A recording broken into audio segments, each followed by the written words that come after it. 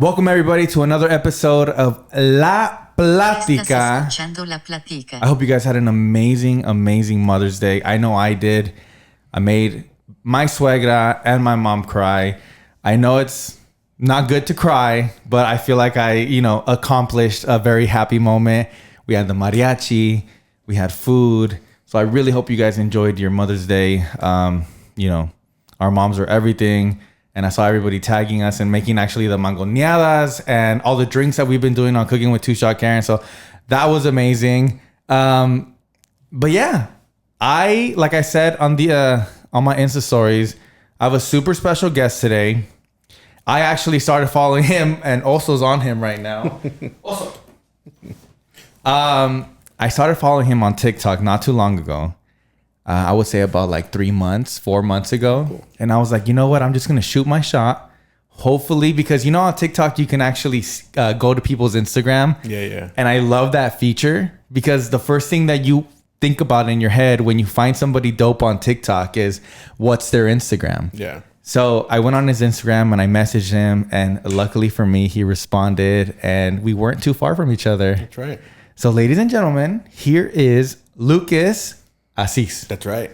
Lucas, Thank you so much for tuning into La Plática. I know it was not too much of a drive, but thank you for committing to being on La Plática. And I know everybody watching back at home is going to absolutely love it. Appreciate it for having me. Of course. Before we get into our topic today, I want to let you guys know that everybody's been DMing me about the merch. When is Saca la Botita going to come back? When is Ya Quiero Salir y Perrear going to come back? That's all coming back soon. And not only that, a lot of other new things are coming back soon. And I am super excited for you guys to actually see it. It's going to be dope. I'm super excited. I'll give you guys more information on that very soon. But let's get into the topic for today. Oh, and also, you can follow my podcast on Spotify, Apple Podcasts, and here on YouTube where you can see all these handsome faces. All right. So, Lucas, how are you? Doing great. Yeah? Yeah. Are you a Southern California native? I'm not. You're not? No, I'm born and raised in Brazil, actually. Wow. Yeah. What part of Brazil? So I was born in Brasilia, the capital. Yeah. But my childhood was always in the south part of Brazil, like near Argentina, the state of Oh, Paraná. wow. Yeah. That's so sick. And then you were how old when you came back? So the first time I came when I was about 11, my dad came to study and he went to Gonzaga in Spokane, Washington. Wow. So we lived for a year over there and then came down to LA, lived here for about 7-8 months.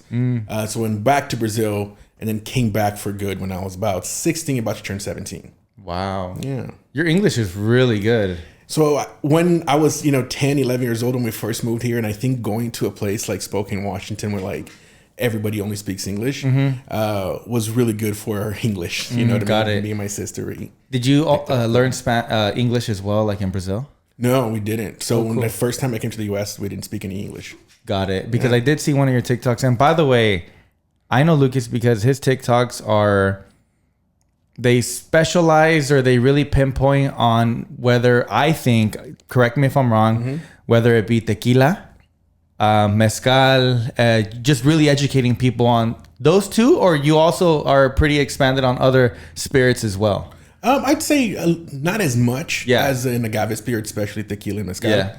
But, whiskey was probably like my first love when it comes to craft spirits. You know what's crazy? Like Same here. Really? I really enjoyed whiskey when I first started to kind of like get into drinking. And, when I was a bit younger, I love whiskey. But now I just really like tequila, especially my parents are from Jalisco as well. Okay, cool. Yeah, so I love tequila. Same. I know. I see that. So when I actually first started seeing his TikToks, they're super educational. They put me on game on some tequilas that I haven't even tasted yet. I bought one, so we're going to try that out. Hopefully he wants to have a little sip. Nice. But it's really cool. My question is like the first thing that I noticed about you is like, I saw a TikTok and you said that you are Brazilian and you are something else as well?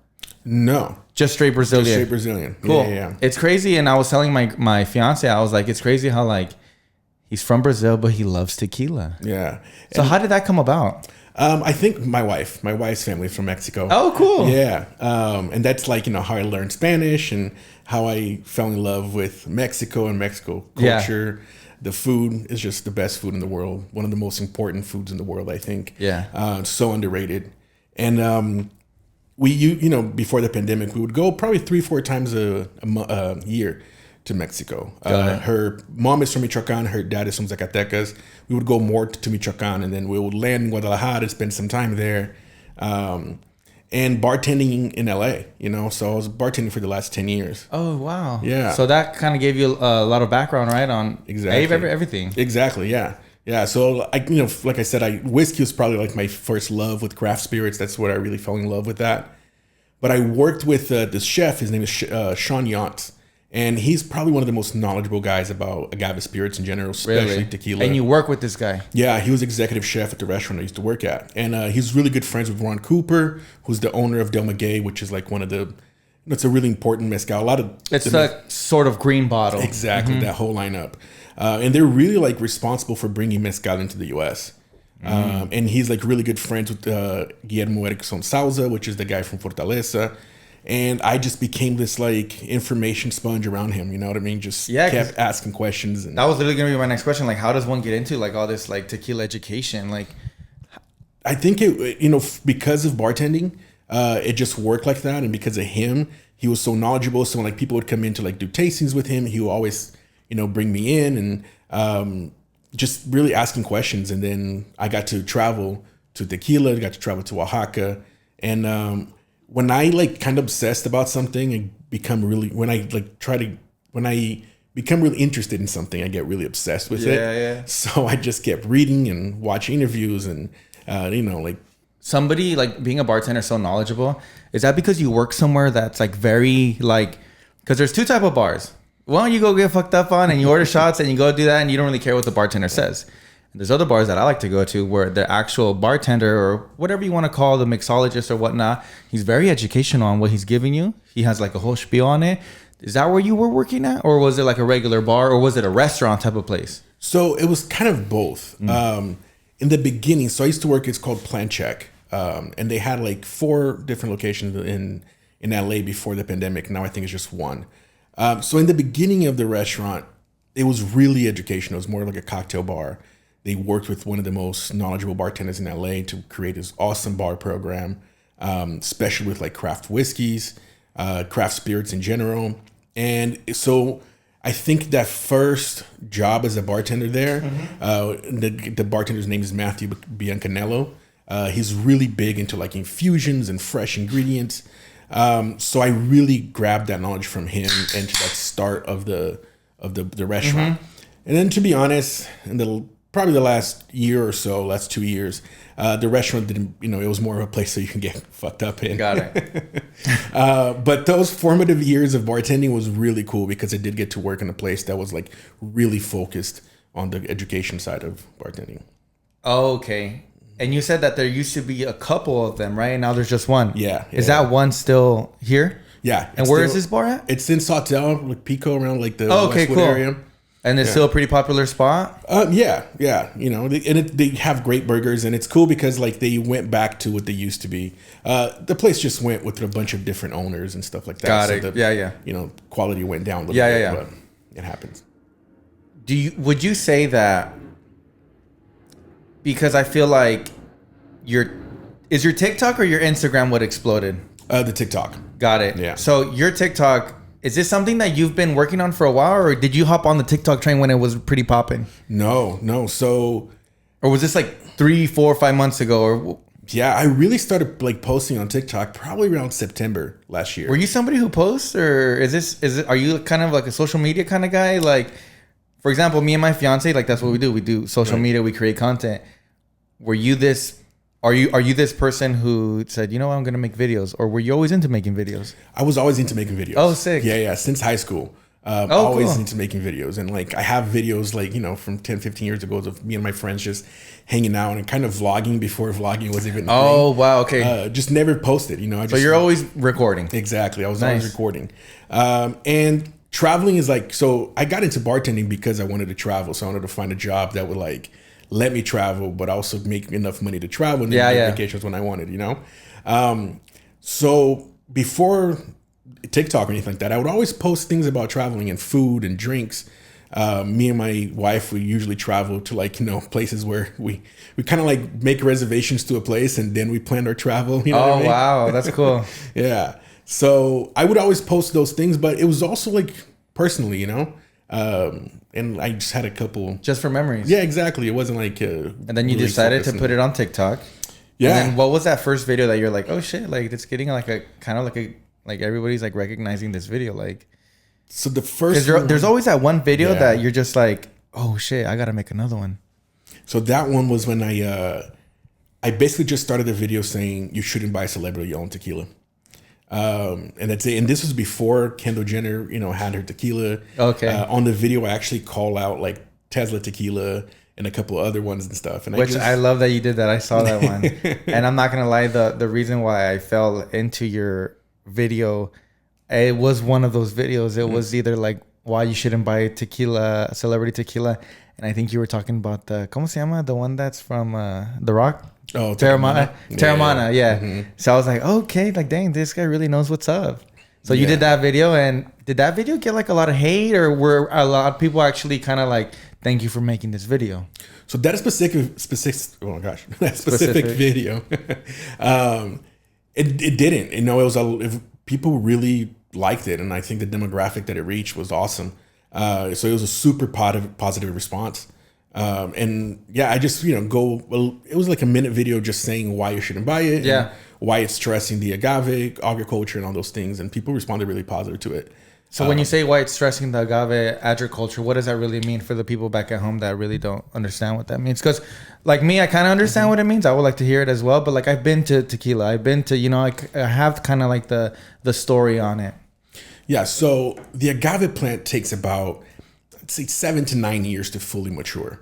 And that's when so it's something that it's not like corn for whiskey that you're gonna have every year. The agave plant, for those who don't know, is the big one that looks like a big ass pineapple, right? Exactly. And it has the huge ¿cómo se llama? I forgot what they're called, like the big leaves. Which they can actually like bake them, right? They eat it as well. Yeah, and they make fibers out of it. It's just such it's a really incredible plant, right? It really is. So yeah, people back at home, the agave plant is that huge looking piña. Mm-hmm. So when it gets that big and the jimador starts cutting it, that's already 7 to 9 years? Yeah. Wow. Yeah. So it takes forever. And like this is only the agave used for tequila, right? The blue agave.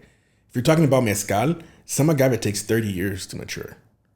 So okay, real quick. So blue agave is what basically is inside every tequila. Exactly. You can only make tequila with blue agave. And to make mezcal is basically super aged blue agave? No, so 30 different species of agave. Wow. The only state that uses the blue agave to make mezcal is Zacatecas.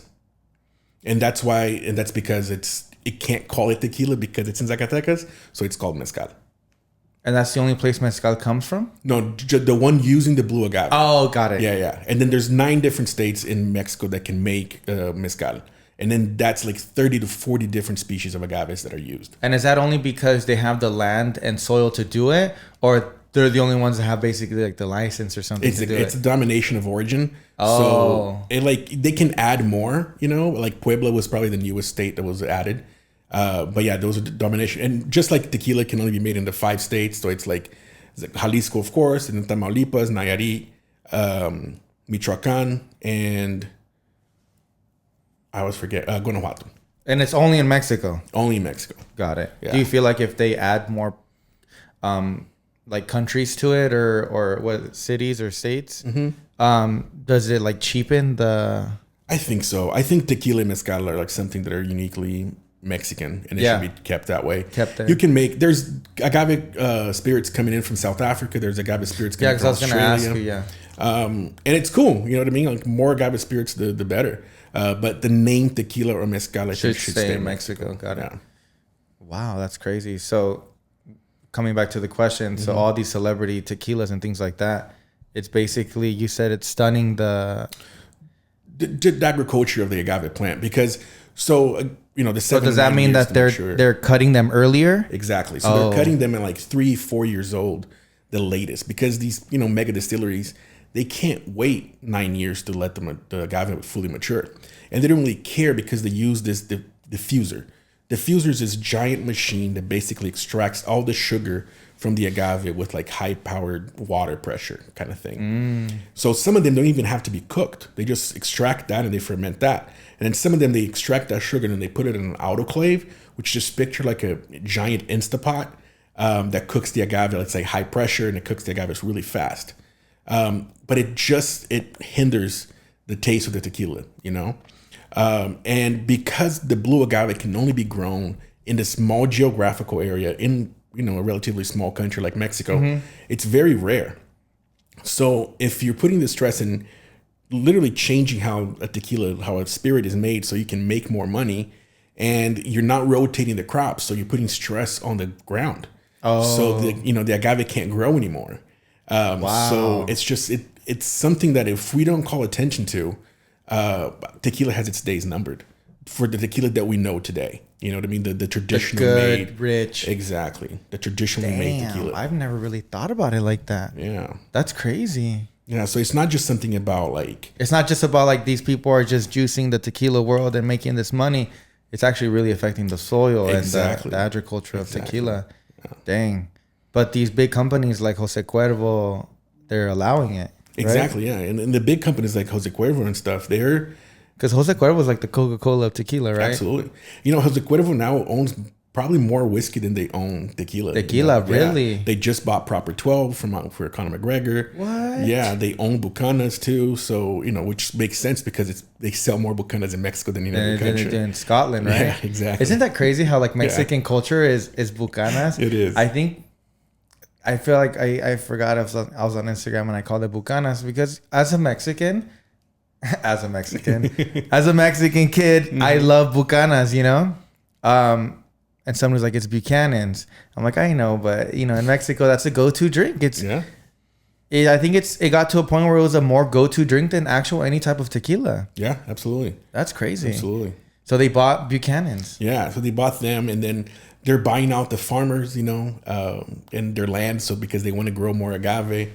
And then you have the other brands like Campari and Diageo. Diageo is the company that paid, you know, $1 billion for Casamigos, which really started the celebrity tequila boom. Yeah. Right.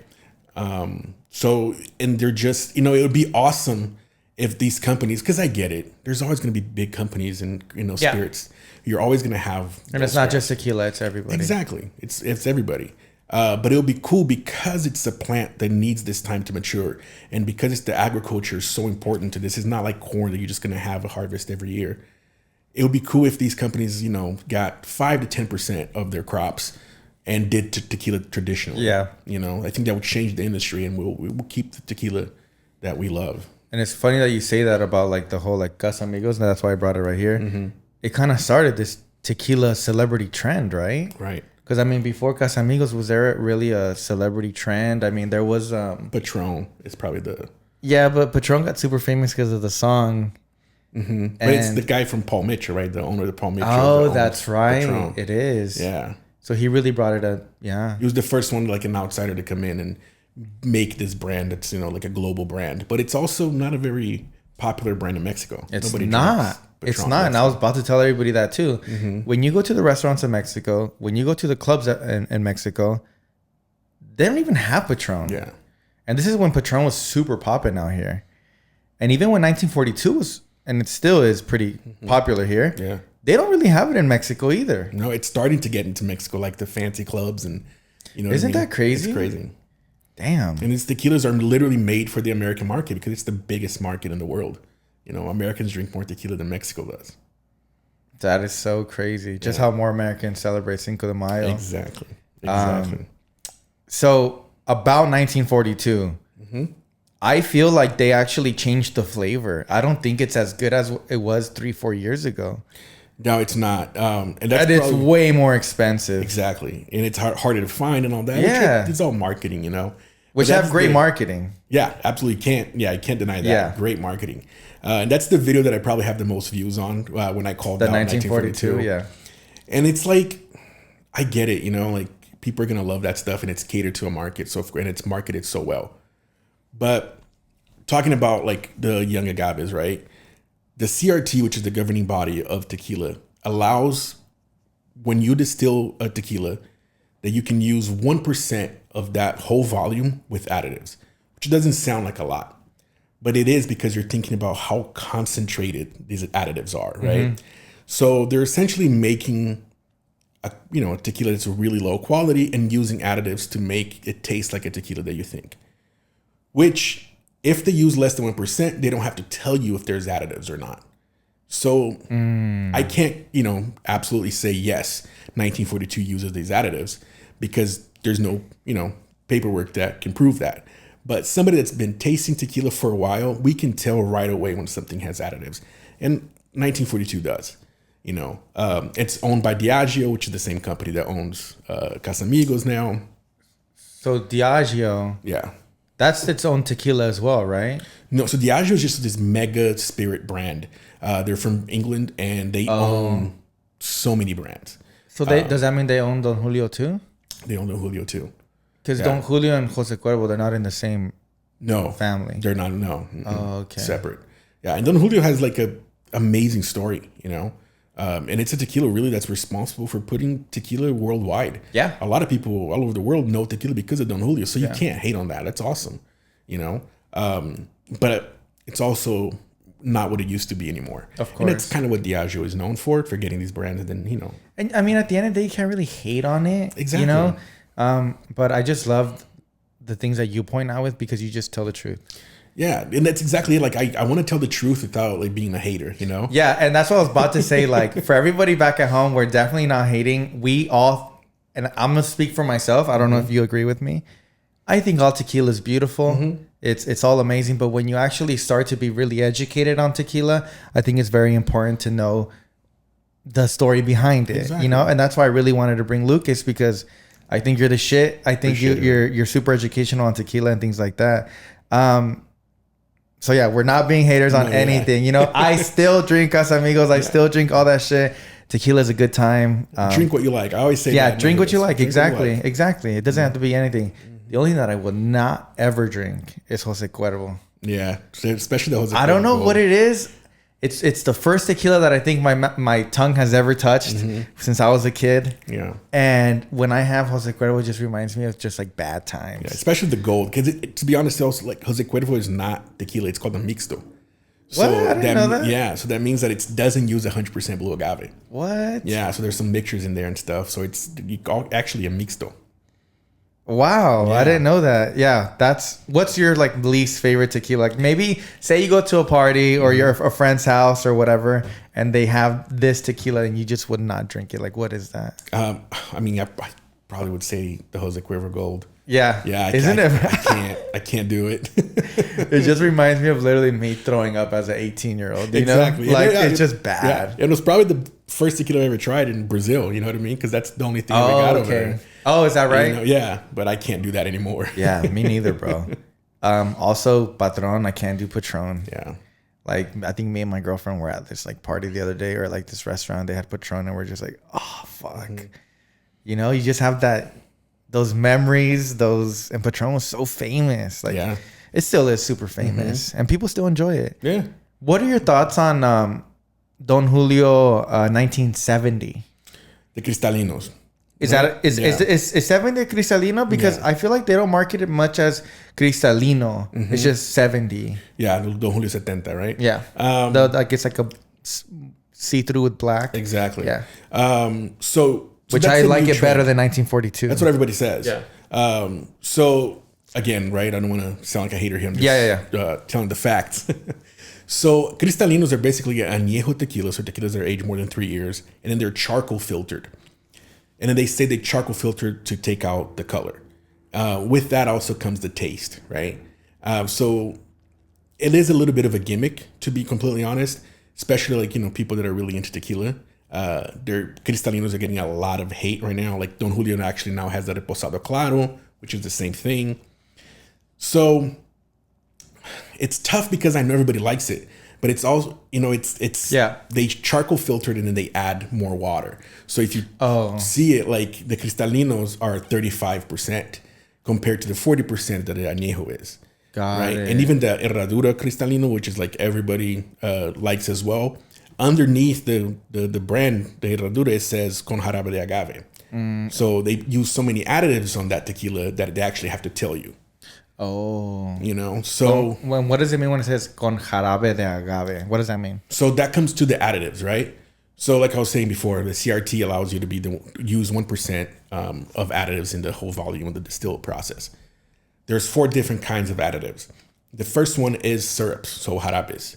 Usually it is syrups like agave syrups or something like that, but it can be like different syrups that gives you that like herbal taste of a tequila, so they can manipulate it with that. Then they have oak extract that can use with like aging it to look, making a tequila look like it's older than it actually is. As in the color. Like that brownish caramel exactly. look. Okay. Then they can actually use the caramel to make it sweeter. So like when you drink Casamigos, it has that like sweeter caramel, you know, that people say in the back. That's on purpose. That's an additive that they put in there. So these additives are all used to make a tequila more palatable. But again, drink what you like. There's a lot of brands that are unshamingly using this, which is cool. You know what I mean? I just feel like there should be more of like a transparency in the industry. For sure. If you use those things, just tell me. Doesn't mean that you're not going to drink it. Exactly. I just feel like everybody should know. Yeah. And it probably gives the brand a lot more respect. Exactly. As well. Yeah. And it does. You know, there's brands out there now that are being pretty, upfront. Yes, we do use this. But they're, people love them. Yeah. Because honestly, I think at the end of the day, like, everybody who drinks tequila aren't going to be fucking tequila experts. And they don't give a fuck. Exactly. I mean, you don't have to. Right? You don't have to give a fuck. Yeah. People just want to have a good time, whatever. But yeah, you're right. I think they should. And I think if brands can see this and say, hey, let's just fucking be real with everybody, it's really not going to affect anything anyway. Right. So yeah, I think that's fucking exactly. Yeah. And like these additives are used on everything else. You know what I mean? Whiskey. That's what I'm saying. It's like this fucking drink I'm drinking right now. It's probably the same shit as, that they have on other stuff. Coca-Cola, Sprite, whatever it is. We're drinking it anyway. Exactly. It's just to be more real, exactly. I guess, Yeah. Especially because when they market it as something so majestic. Exactly. That's and then you overprice it for so much. Like a 1942 for example, when that used to be $100, $120, cool, whatever. Like it is an aged tequila. People love it. But now you're seeing it for like $300. Yeah. And it's like, just needs a little sour taste. And at the club, that shit's like $800 to $1,000. Exactly. So exactly. It's crazy. Yeah. And when you buy something that expensive, okay, I look at it, I'm like, okay, let's just say it's $200. I look at it, I'm like, okay, like I'm gonna drink it. The marketing behind it's pretty good as well, so that adds to the price. And the bottle's beautiful, And sometimes you buy things to, bring it somewhere. Yeah. And it's kind of like a demonstration of, hey, I bought this for you. This is, like, for example, I'm sure you've been to a birthday party or something like that and you want to give a bottle to somebody. You want to give them a nice bottle. Exactly. Like a nice little Clase Azul bottle. But anyways, everything's been super interesting. We're going to go on a short little commercial. You guys already know. And we'll be right back.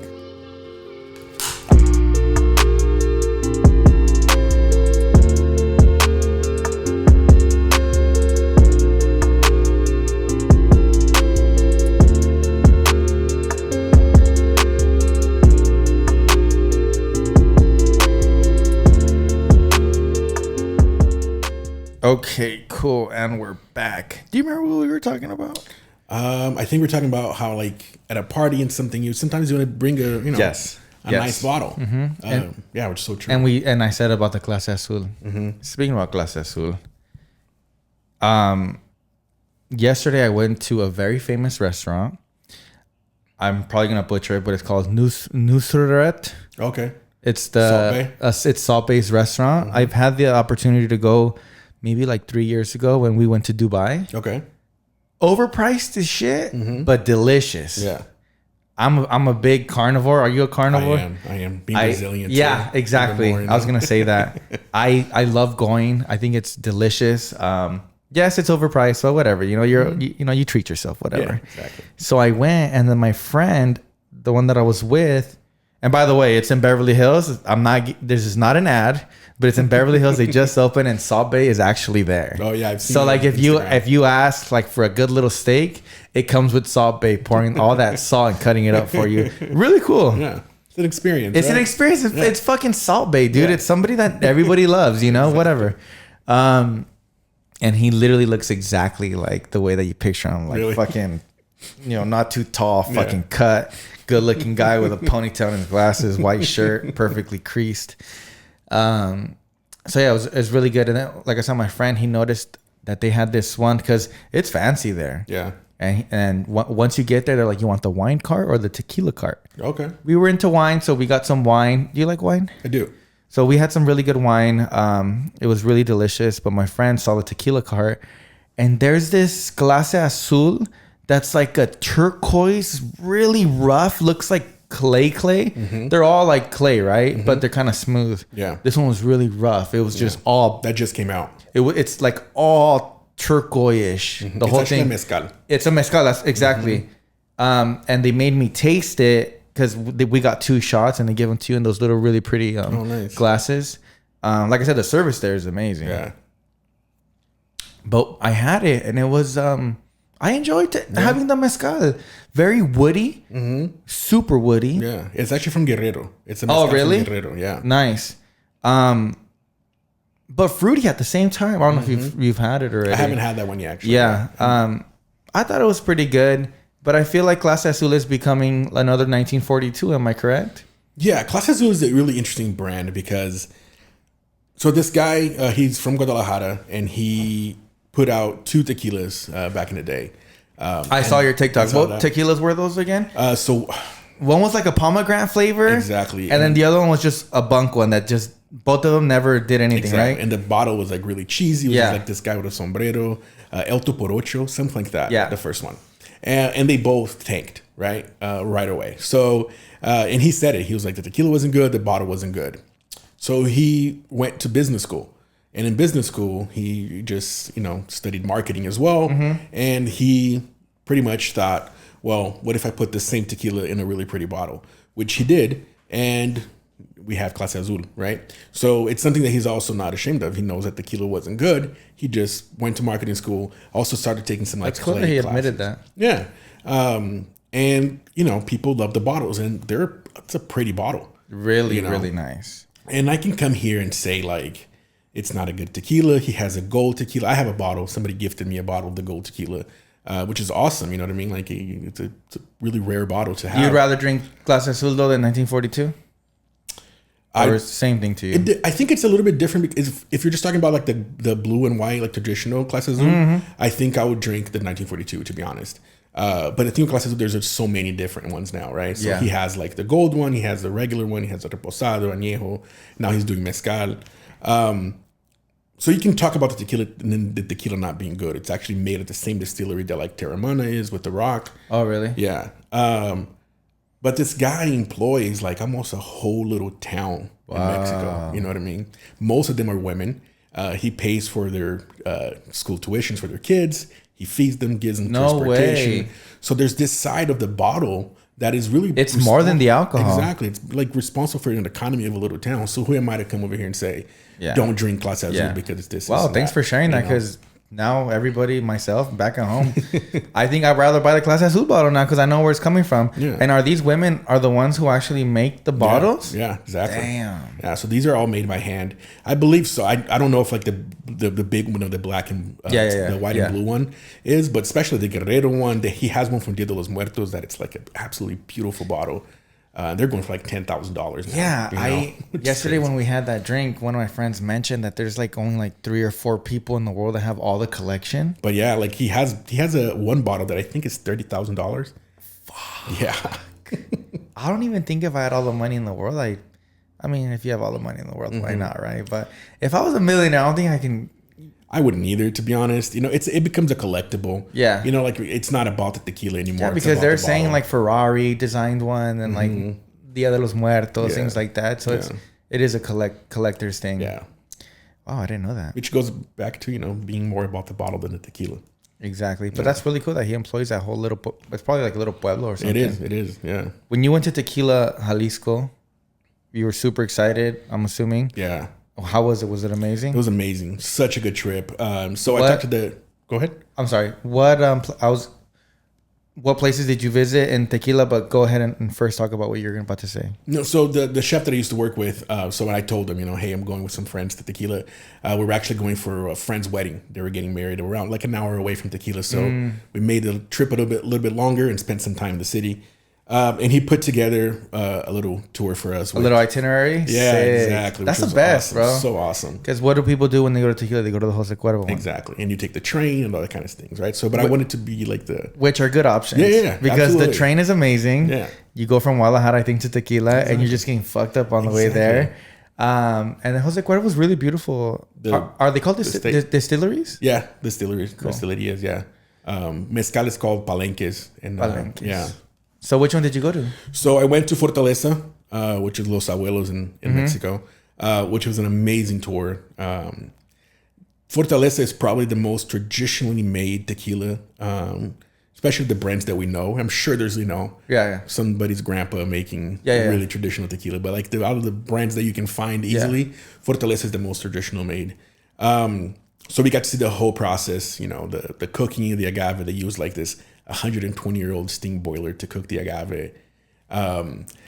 They still use the taona, which is that big rock wheel that's crushing the agave, Dude, and like the employees there, they're like super dressed, still traditional. Like I just said earlier, they're Jimadores. The jimadores, using the same traditional things, and they're still, in the fields doing it. It's really beautiful. Yeah, like they're still fermenting, in like big wooden tanks. Yeah. Only 2 distill pots, which is crazy. And the distilleries are beautiful over there. So beautiful. Like I feel like you can like record a movie, like a novela or something there. It's so beautiful. Yeah, exactly.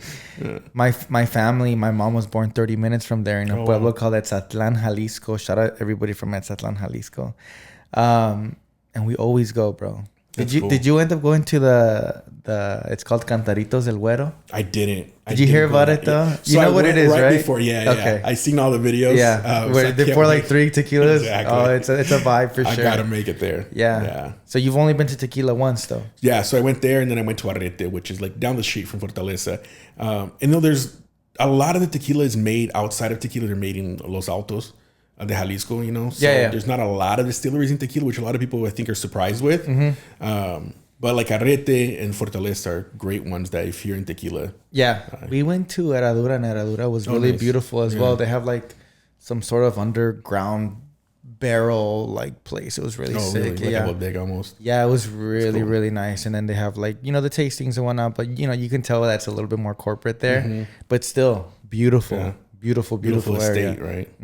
I definitely got to go back. And then I don't know if you've seen, but they have like, I think it's Tequila. Correct me if I'm wrong, but you can stay in where it looks like you're in the rooms look like big ass barrels. I stayed there. That's you did? Stayed. Yeah. Oh, how was that? It was super cool. Yeah, my cousins when they live in Guadalajara, they're like, it was actually really nice. Yeah, it was really nice. It was a really nice hotel. And I feel like they have a bomb ass restaurant. So when we went, there were like I think they weren't open for that long, so the restaurant wasn't fully open yet. Was this pre-COVID? Yeah, pre-COVID. Oh, okay. It was like back in 2018. Got it. Yeah. But it's a beautiful hotel. And we went for Thanksgiving because our friends were getting married the day after Thanksgiving. And we just sat down with our friends, and they got a little bonfire for us, and we just stayed there all night. Super chill. Super chill. Man, times like those are just like the best. Every time I go to Mexico, I always feel like you just wake up and you just live your life. Exactly. I love Mexico. Yeah, love it. And you said your wife is from where? So her mom is from Michoacan and her dad is from Zacatecas. Oh, nice. Yeah. And you've been to both? I've been to both, yeah. And is she in like a type of family that they go all the time? Yeah, absolutely. We used to go a lot. We haven't gone, we're all vaccinated now, so hopefully soon we'll be able to go again. But her family's from Uruapan, Michoacan, so nice. We used to go. I haven't been to Michoacan, but everybody tells me it's so beautiful, and I can't wait to go. Places that I've never been in Mexico: Michoacan, Oaxaca, and I've been wanting to go to Yucatan as well. Yeah, me too. And the city of Mexico, which I heard is insane. That's one of the cities that when I went, I was like, I would move here tomorrow. Really? If I find a job in a place tomorrow, I'm moving. I love Dude, I heard they have the best restaurants in the world. That's one of the places that we were talking about, like how for Puyol, which is probably one of the best restaurants in Mexico, one of the best restaurants in the world, from Enrique Olvera. We booked a reservation, and then we bought our tickets and everything else. Oh, no way. Yeah. But from world-class restaurants to tacos de al pastor. Yeah. I love Mexico City, and the bar scene in Mexico City is insane. Lucas has put me on game, right? Mm-hmm. And I went to my local Bevmo.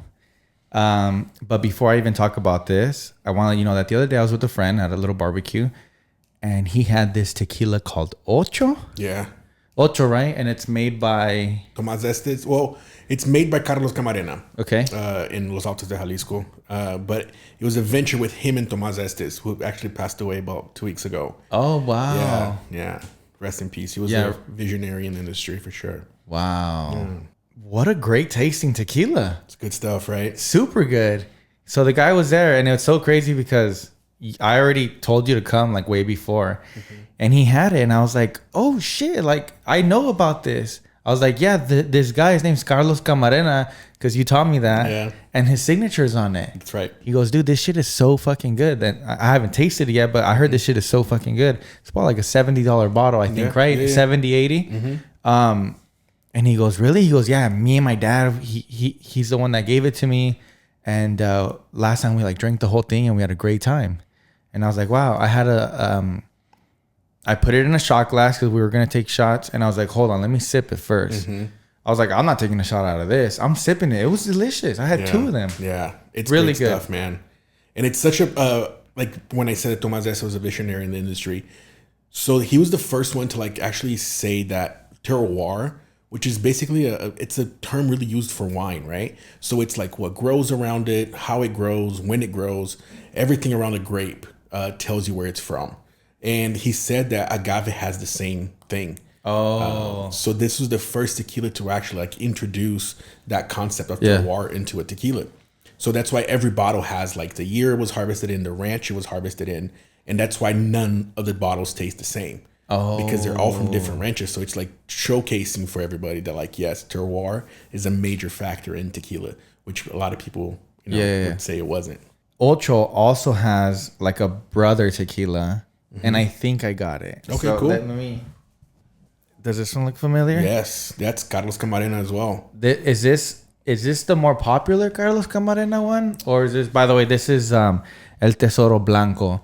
And I think the lady said that there's also a really good añejo. Yeah, they have. But they didn't have it. Yeah, they have an añejo, which is really good. And they have that extra añejo. That's like one of the super sweet. Yeah, everybody's looking for it right now. Yeah. Oh, really? Yeah. I don't know. I feel like you're making this tequila popular because I'm not going to lie, bro.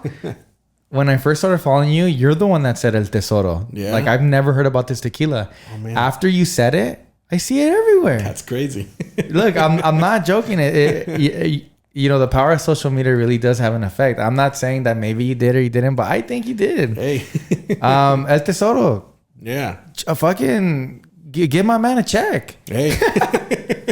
Reach out to I wanted to have like a little sip with you with this because you're the one that put me on. So is that cool with you? Absolutely. So let me open it. For the people back at home, like I said, this is El Tesoro Blanco. Do you like the Blanco? I'm a Blanco guy. Oh, really? Okay, cool. Perfect. Good thing I bought this because I was like, hopefully he's not an añejo guy, which I think when you're a tequila guy, you're a everything guy. Exactly. Right? Exactly. Yeah. I like añejo too. There's just so many now. I get so many messages of people asking like, hey, this one, this one. It's like, it's hard I like the ones where you're always like I got this comment and then it says to try this or that. So here, I got it, blah, blah. And then you like talk about it. Right. I like the ones that you do. Those are dope. That's cool. So I don't have those fancy glasses that you have, which are called what?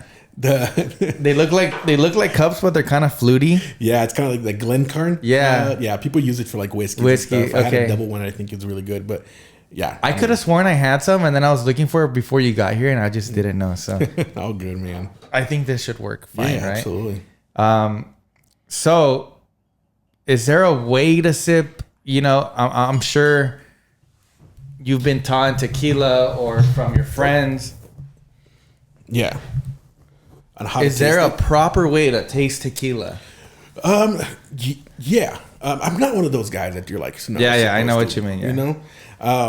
But one of the things that you kind of want to see the legs in the tequila. So that's like basically see how like it's like an oily, silky finish. Yeah. So it's kind of like with wine, right? Exactly.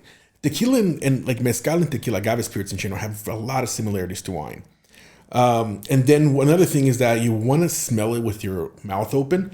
That's just because you get more of it's kind of like you smell and taste it at the same time. Exactly. You like taste the smell. Yeah, exactly. Got it. Exactly. So I just like to, you know what I mean? And then you get like that cooked agave, very vegetal. You know, like tequila's supposed to be vegetal, almost like basil and cucumber kind of thing. Oh, really? You know? Nice. Yeah. And then after that, you just do one sip to coat the mouth. And then another sip, and that's kind of like when you swirl it around. And it's just... Oh, wow. You know, it's great. It's like I get that cooked agave. Super vegetal. Bro, it's like... a little sweet. Right? And it's... Okay, what's the first thing people do when they... Because, okay, people back at home probably sipping it like this, like... Right? Because, you know... But no, with this one, you don't get that... Exactly. You don't get that rubbing alcohol type of like, you know what I mean? Mm-hmm. This is really smooth. Yeah. Super smooth. Exactly, man. And like those things that have to do with tequila that people think tequila, they think that like super harsh and like really bad hangovers and stuff. Those are all the chemicals and the additives that are being and the used. Sugars, right? Exactly. Yeah. It's like when they say like when you have mixed drinks that are really sugary, you'll get a hangover, which is true. Exactly. Because you're mixing alcohol with... Got it. Sugar is the one that gives you the hangover. Like as a Brazilian, caipirinhas, which is probably it's like one of the most popular cocktails in the world. I don't know why it's not popular in the U.S. What's it called? Caipirinhas. It's like caipirinhas. Yeah, it's Brazil's national drink. It's a Brazilian rum called cachaça, lime juice, and sugar. That's it. Right, and you're at the beach or like at a barbecue. The best. Oh, the best. But so it's so much sugar. It's that drink that does it taste kind of rummy? A little bit. Like Brazilian rum has a little bit of like a funk to it. So the difference with Brazilian rum and regular rum is that it's because regular rum, they use a molasses. So they make a molasses with the sugarcane and then they ferment it. Brazilian rum is just straight sugarcane juice fermented. So it's a little funky, but like in a really good way, like grassy, you know? Got it. So it's not super rummy on a caipirinha, especially because there's like all the lime and stuff, but it's the worst hangover of your life. Oh, really? So it's the worst hangover? Exactly. Dang, I need to try that. Yeah, it's really good, man. My friend's Argentinian, and he drinks what's the number one Argentinian drink? Fernet con coca. I love that stuff. Yeah, it's good, right? Yeah. It's very refreshing. It is. When I first had it, I was kind of like, it's kind of like Colgate-y, like very Listerine-y. But no, it's good. I mean, he was on the podcast, and I remember we were drinking a little bit, and that's what he likes. He likes Fernet. And yeah, we were having a great time with Fernet. I love Fernet, man. Super good. Yeah. It's like bartender's mouthwash, they call it. Oh, really? Is that what it is? Yeah. Oh, my God.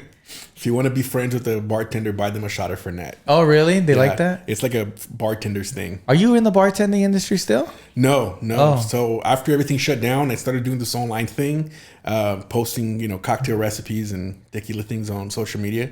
I've been doing that for right now. And it's on Instagram? On Instagram and TikTok. Okay, so I'm gonna link all your Instagram accounts here and on the TikTok one, and the link in the bio. So make sure to check that out. But you have also like a website, no? I'm gonna launch the website soon. Got it, because I saw something like that, like cool. Or maybe it was an article or something like that. So there was the one video that I called out Kendall Jenner for her tequila, and that's the one that really went viral and exploded everything. I saw that one, and I was like, ooh.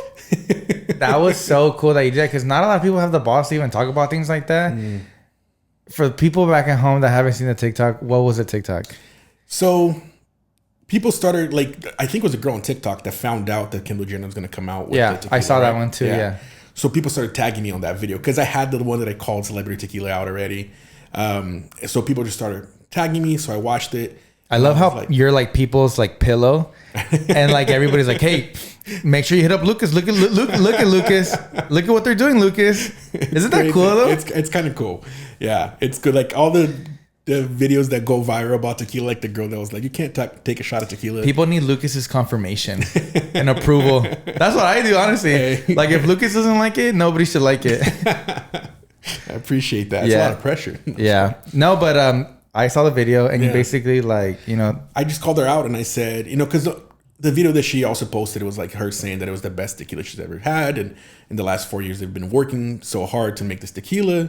she was trying tequila, with like little fridge ice cubes. So all these like little red flags, Yeah. So I called her out on it and I said, hey, this is actually culture appropriating when you're coming in and you're saying that you make the best tequila when you don't know anything about the industry, right? And you're changing how a spirit is culturally made just so we can make more money. So, but I'm not gatekeeping tequila and saying that only Mexicans can make tequila. There's a lot of foreigners in the industry that are, celebrated, like Tomás Estes with Ocho. So that video, went viral, and like I was about to walk out the door, and I told my wife, "Let me record this video real quick." Oh, really? It was one of those? Yeah, and then I got my phone 6 hours later, and it was like blown up, and it was on Good Morning America. Shut up! Was it really? Yeah. That video was? That video was, like, Yahoo I didn't News know was that. calling me, and InStyle magazine was calling me, so it was crazy. Oh my god, that's so fucking cool. Yeah. But yeah, I mean, even like the little things that they were saying, like I think she like called it an anejo or something like that. Yeah, exactly. So it's like little things like that, like you could at least like try it a little bit, right? And even like the grammar on the bottle, right? Like it said anejo tequila. It didn't have the añe? Blanco tequila, Oh. reposado tequila. And it's like, no, it's tequila blanco. Like you get like nobody in your group told you. Have like, you hey, tried that tequila? Is it even out? It's not out yet, which is funny because it's thought been it was- delayed, and then now she's releasing it. I think only in California, but the labels are changed. Now it says tequila blanco, tequila reposado. Really? She changed the whole packaging. Damn. Yeah. So I'm not saying it was me because there was a bunch of people calling her out as well. You know what I mean? Yeah, I'm sure. Which is cool. I'm glad she changed it. And I just wish some celebrities will. Did you get a lot of hate on that video, or more people actually like respecting that you actually did it? It was interesting. On TikTok, it was like 95% positive. Everybody was like, "This is awesome."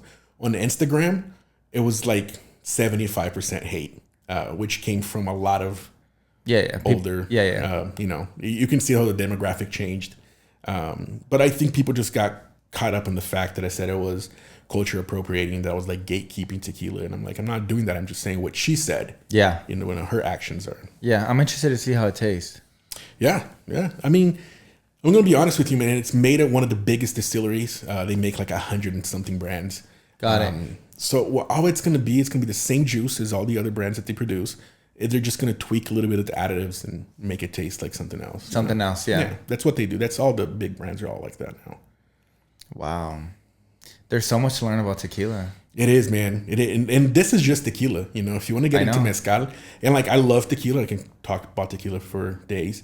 But mezcal is probably my true love. Oh, really? And then that gets overwhelming of how different every mezcal is, and all the different types of agave and the terroir, and like only one type of mezcal is made with like a farmed agave. All the other ones are made with wild. Oh. So people are literally hiking these mountains and finding these agaves that have been growing for 30 years, So mezcal can only be a mezcal if the thing is aged over 30 years? No, so for it to be called a mezcal, it has to be made in the 9 different states. That's number one. But so as far as the agave goes, it really depends. There's just 30, 40 different kinds of species of agave that they can use. So it can be like the espadín is the one that's farmed. The majority of mezcal is made with espadín. And then you have the cupreatas, which is like mostly made in Michoacán. And then you have the tobalas, which are like in the highlands of Oaxaca, super hard to find, small agaves. Yeah. So there's just so many different kinds that you can have. So you'd rather drink mezcal than tequila? If I had to choose, yes. Oh, wow. Because you like it more. Because you said you're a whiskey guy, so that kind of makes sense because mezcal is a little bit more on the woody, more. Yeah. It depends on and that's why like mezcal is so, like I say, overwhelming, because it's just so different. On a video I kind of called it, and actually this was from a class that I took with Dan Wagay. Imagine when you steam like a chicken, right, versus roasting a chicken. Both can be delicious, right, if you put the right stuff on it. But the steamed chicken, you kind of know what it tastes like already. The roasting can be so different. It's more complex. So that's a good way, because that's how they're cooked, right? Traditional made tequila is steamed. Mezcal is roasted. It's not smoked like most people say. And then I'm assuming that people that use it also have different ways of roasting it or seasoning it. Exactly. Okay, got it. So it can be more complex. Yeah, it's way more complex than a tequila is. Okay. Yeah. And I can which is really cool. Yeah, and that's why agave spirits are so underrated. It's honestly the best spirit in the world.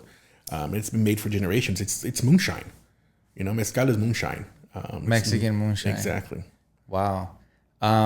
You being from Los Angeles area, what are like some top 3 like really cool tequila / mezcal bars? So I have to say Gracias Madre. They probably have the biggest mezcal collection. Gracias Madre is the vegan optioned restaurant. Super delicious. Exactly. They have a amazing bar director. This guy's awesome. Their cocktail program is amazing. Yeah. And their mezcal, their owner Ivan, I met them. He knows what's up. He knows what's up. Yeah. I met them a couple of weeks ago. Great guy. True lover of mezcal. Yeah. And he has other ones too, right? He has the Madre on Fairfax. It's amazing as well. They're opening different restaurants. So anything with the Madre team, oh, really? I recommend. Yeah. Gracias Madre, everybody, for a good drink. Yes. I've been to Gracias Madre many times, and that's one thing that I didn't know the whole like that they have a really good like team, but I always knew that their drinks there are so fucking good. Yeah, I've check also out Beer Ghost on Instagram. He's awesome. Beard Ghost. Beer Ghost. Beer. Yeah. Oh, cool. I used to live in downtown for a couple years, and there's this tequila bar in downtown. I don't know if you've ever been to it. It's called Las Perlas. Yeah. Have you been to Las Perlas? I have, yeah. What are your thoughts on Las Perlas? Las Perlas is awesome. And I think they're also responsible for like making mezcal really popular, especially in LA. And I love the name too. Las Perlas. Yeah. So basically that's how you tell if a mezcal is good or not. So if you get a bottle of mezcal that's made the right way and you shake it, you have all these pearls forming in the bottle. Oh, really? Yeah, it's Las Perlas. So that's why the name of the bar called Las Perlas. Oh, I didn't know that. That's how you tell if a mezcal is really good or not. If you're in the downtown area and you're visiting Los Angeles, please go visit Las Perlas. They just opened. They did. So dude, I know the bartender there. His name is Miguelito. Okay, cool. He's the shit. Nice. Like he always recommends me like really good mezcal, and it's just such a vibe there. Yeah. Like the way that they have everything decorated, just amazing. Great collection of mezcal. Yeah, and sometimes they have like, taco trucks and stuff. And we would go on Tuesdays and on, I forgot. And sometimes they have live bands, live mariachis. Yeah. Really good music regardless. Their collection is really good. And the pricing there is so sick. And I went to it when it was just kind of like a really cool, like hole in the wall bar, which is still really nice. And then throughout the years, it's just super packed now. Yeah, for sure. But it's really nice. It's really nice. I really recommend it there. It got to a point where my girl's always like, you always want to go to Las Perlas. Let's try somewhere else. But it's like, why am I going to gamble having a great time when I know I'm going to have a great time at Las Perlas? So either we go somewhere else, but we always end up at Las Perlas. Yeah, it's really cool. Las Perlas. Well, Lucas, thank you so much. Absolutely. I know that we can be here for hours and hours and hours, especially drinking. I'm going to put all your tags underneath here. Everybody, please go follow Lucas. He will put you on game. Keep doing what you're doing. I know that this is just the beginning. I know for a fact that whatever you're doing right now is going to sprout into something else. Appreciate that. I'm sure you have other plans in the future, dreams like everybody else. I think that your education and your words towards the beautiful tequila and mezcal are going to take you to a lot of places. And next time you go to Tequila, and next time you go to the city of Mexico or wherever you go, please invite me. Absolutely. And like I said, thank you for tuning into La Platica. Everybody watching this, I know for a fact is enjoying it. We're just tequila people over here. So I had to have you. And I know this is not going to be the last time I have you on the show. I would love to have you again. And once again, everybody, round of applause for Lucas. I appreciate you coming here. Thank you. And once again, you can also find my podcast on Spotify, on Apple Podcasts, and here on YouTube, where you can see our super handsome faces. So I appreciate everybody who tuned in. Another one off the books. Thank you, Lucas. Y nos vemos en la próxima plática. Estás escuchando La Platica. Thank you, Lucas. Thank you. This is awesome.